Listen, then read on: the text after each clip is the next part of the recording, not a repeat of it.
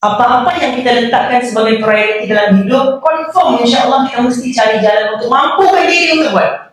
Kan? Tapi kalau kita dah letakkan sebagai prioriti kita akan dapatlah. Contohnya, kenapa kita masih sempat lagi makan, sempat lagi solat? Sebab kita tahu kalau kita nak makan, migraine tak boleh buat apa. Kemarin macam nanti. Kita kalau tak solat, tak boleh. Orang Islam wajib solat. Kita sibuk macam mana sekalipun berlari pergi surau, betul ke tidak?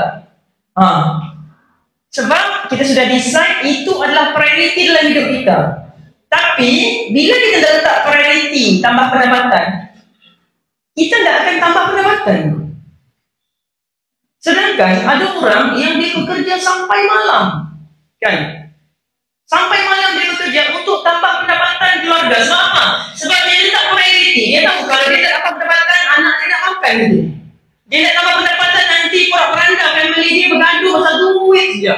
Kalau dia nak tambah pendapatan, selama-lamanya dia akan warisi kemiskinan bapak dia. Dia faham benda tu. Sebab tu dia letak prioriti. Tapi orang yang tak letak prioriti, akhirnya jadilah kita red cycle.